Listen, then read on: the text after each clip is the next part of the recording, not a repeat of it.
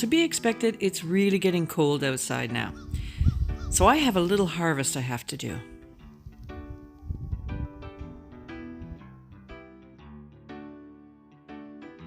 We harvest our Jerusalem artichokes in late fall, early winter, which is where I am now. I've been putting it off because the weather's been so cold and rainy, and it tried to snow today, which is an indicator to me I better get them out now because I soon won't be able to dig them out because of frozen ground. So that's what I'm going to do, is get my Jerusalem artichokes out of the garden. I started growing my Jerusalem artichokes, otherwise known as Sunchokes, in 2019, so that's 5 years ago. And from those initial tubers, I'm still growing them. Now, when growing Jerusalem artichokes, you want to contain them somewhat. I have them in these cold frames, just this one really this year. I didn't need as many. And many people grow them in buckets because then they know they can't get away from them, because that's what a Jerusalem artichoke wants to do. So this time of the year, these plants have now died off. There was a flower here, there's some leaves, just the stems left, and that's what I'm going to pull from the ground. Now mine aren't that tall. They can grow 8 to 10 feet tall due to lack of my care, nutrients, whatnot. My plants don't grow, it could be my climate too, they don't grow that tall. But I still get a great quantity of tubers from them. So what I'm going to do now is just pull these out. I will see what's attached to them, do a light grout around with my little shovel. I'm not too concerned if some are left in the ground here, because this is where I want them to come up again next year anyways. So they overwinter great in my climate, zone 5B, but I understand they work in pretty much any climate, though they do best, I think, in zones 3 to 9. When you're planting them, you want to go 6 to 4 inches deep. I know from experience, they can be the bottom. They're going to come up no matter what, so you don't have to be too concerned. But a good 4 inches down. If you have long winters like me, go the 6 inches down. They're going to find their way up. Aside from the bits of tubers or full tubers that will be left here and will sprout next spring, I'm also going to replant some of those that I'm pulling today.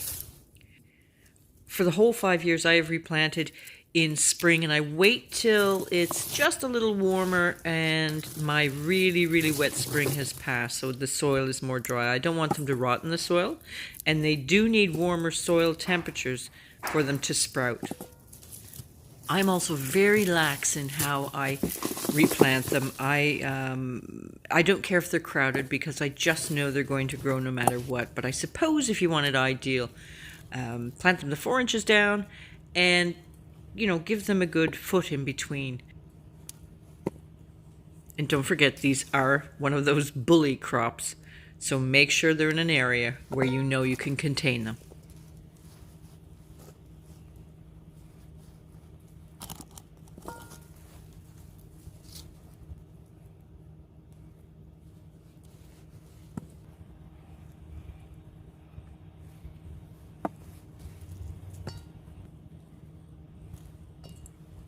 Here's an example of some escapee Jerusalem artichokes from 3 years ago. They wandered out of my actual gardening bed and into the field, so I can't really dig them out, but I know they're there should I ever require them.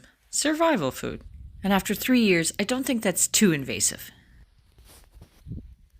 So not just a great perennial, a self-storing perennial. Okay, here's my little harvest. I'm in from the cold. It's 0 degrees outside, it's freezing.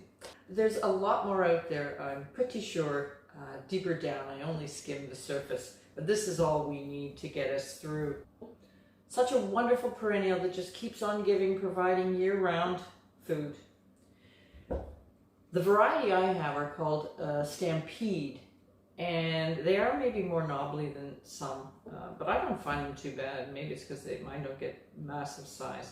And when they're knobbly, a little harder to clean, it's no trial for me. There's beautiful violet ones. There's one from France that's violet something. There's the red ones, and yeah, many different varieties of them. But from my supplier, I chose these because they are one of the earlier, faster growers. Maybe that's why my plants are smaller. So what do they taste like if you haven't had them? I'm really bad at explaining some foods, and this is one of them. They describe them as being nutty, sweet with a hint of vanilla. Now the sweet and the hint of vanilla, I agree with. I never get the nutty sometimes. The flower smells like vanilla. If you get to the flower when it's young and soon enough to smell it, it smells like vanilla. And I do taste that. So when eaten raw in salads, sliced in salads, they're beautiful, very sweet. I tend to cook them in sauteed with butter, salt, pepper, or roasted when you're roasting all your other vegetables, root vegetables, and I find them beautiful. Interestingly enough, I do think you need an acquired taste possibly, because my husband does not like them. He's going to learn to like them. In fact, I think today I'm going to make a soup, which is very popular. A lot of chefs make the soup. I have never made it, so I think maybe I'll do it. Maybe Jerusalem Artichoke overload for Bruce, but it's worth a try because it's raved about. It makes a creamy texture because the texture of these is very much like a water chestnut. So like many of the perennials that we grow as vegetables, they don't need much from us. These, I really don't take much care and toss them in, know they're going to be there and that I can rely on them. And they're delicious and very, very nutritious, filled with inulin, which is so good for us. Can't beat the perennial to find these gorgeous hidden jewels in our garden. Now when it comes to storing these Jerusalem artichokes or sunchokes, I use these recycled coffee bags that, you know, they have those freshness seals or whatever that is. So therefore 6 months they'll last in my crisper, sealed in these bags. Well, they will be depleted as I eat them. And I will save many of these to replant in April, but I will store them in my garage in soil.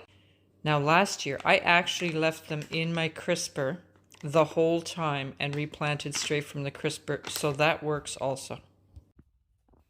So for the chokes to replant, I'm just throwing them on top of where I have my large carrots stored. And when it comes time for me to replant them, I'll just dig them out. Fantastic self-sufficiency from a perennial. I'm going to get on with making the soup, and I'll let you know if Bruce likes it. Please subscribe if you haven't already. Let me know if you grow Jerusalem artichokes and how you eat them. Maybe I'll get inspired. And that's all for now. So thank you so much for watching. We'll see you soon.